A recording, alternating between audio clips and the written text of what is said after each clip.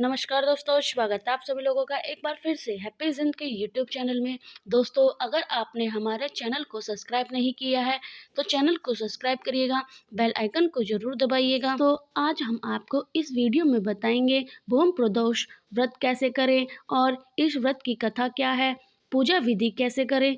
तो चलिए जानते हैं दोस्तों। प्रदोष व्रत 2024 इस साल का पहला प्रदोष व्रत कृष्ण पक्ष की त्रयोदशी तिथि के दिन रखा जाता है।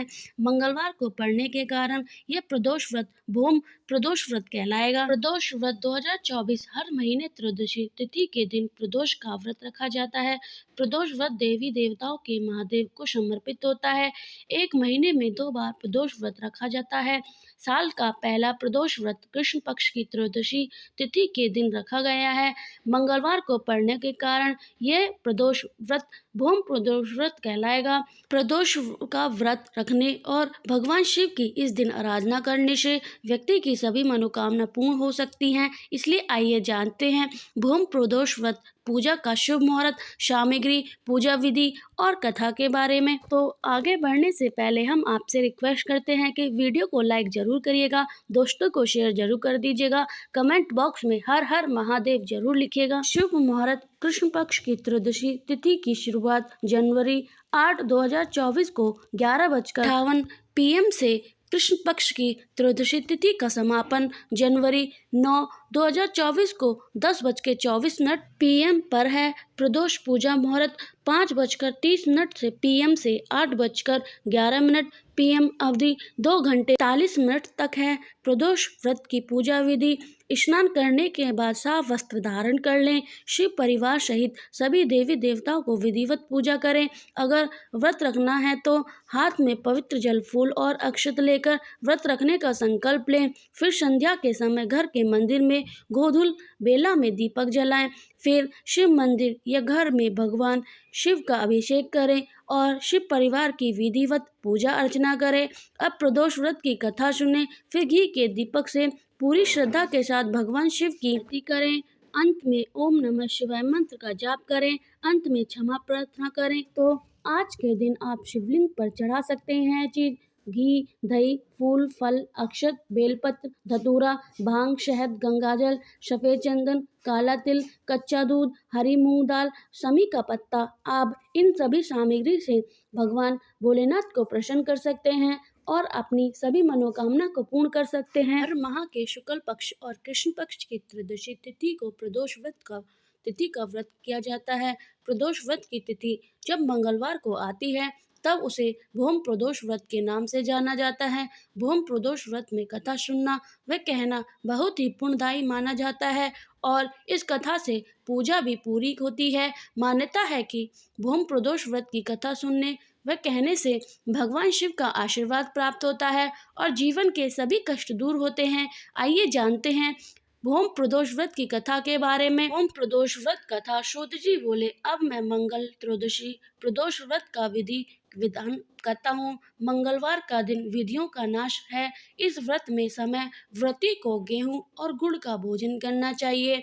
इस व्रत के करने से मनुष्य के सभी पाप व रोगों से मुक्ति हो जाती है। इसमें किसी प्रकार का संशय नहीं है। अब मैं आपको उस बुढ़िया की कथा सुनाती हूँ जिससे यह व्रत किया और मोक्ष को प्राप्त हुई। अंत प्राचीन काल की घटना है कि एक नगर में एक बुढ़िया रहती थी। उसके मंगलियन नाम का एक पुत्र था। वृद्धों को हनुमान जी पर बड़ी श्रद्धा थी। वह प्रत्येक मंगलवार को हनुमान जी का व्रत रखकर यथाविधि उनका भोग लगाती थी। इसके अलावा मंगलवार को एक न तो घर लीपती थी और न ही मिट्टी खोदती थी। इस प्रकार से व्रत रखते हुए जब उसे काफी दिन बीत गए तो हनुमान जी ने सोचा कि चलिए आज इस व्रत की श्रद्धा की परीक्षा करें। वे साधु के वेश बनाकर उसके द्वार पर जा पहुँचे और पुकारा, है कोई हनुमान जी का भक्त जो हमारी इच्छा पूरी करे? पता नहीं है। पुकार सुनी तो वह बाहर आई और महाराज जी की क्या आज्ञा है? साधु वेशधारी हनुमान जी बोले कि मैं बहुत भूखा हूँ, भोजन कराओ, तू थोड़ी सी जमीन लीप दे।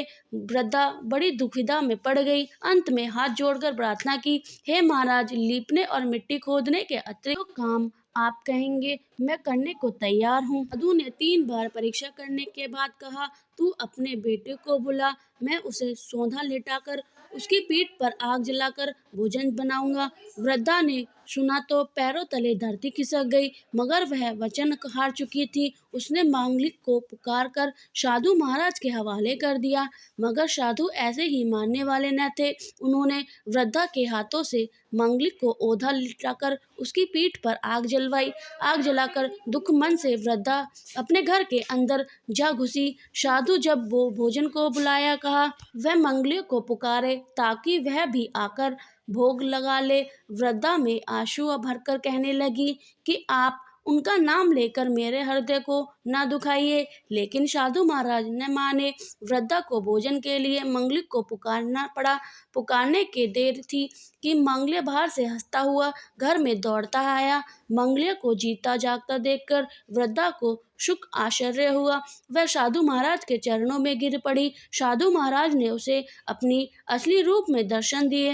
हनुमान जी को अपने आंगन में देखकर वृद्धा को लगे कि अब जीवन सफल हो गया है। वृद्धा को भक्ति का आशीर्वाद दिया।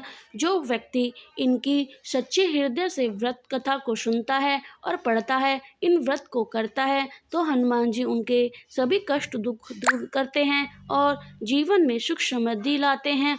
आपके सभी कष्टों का निवारण करना उनके हाथों में होता है। इसलिए हर व्यक्ति को इस कथा के बारे में पढ़ना चाहिए, सुनना चाहिए और इस व्रत को करना चाहिए।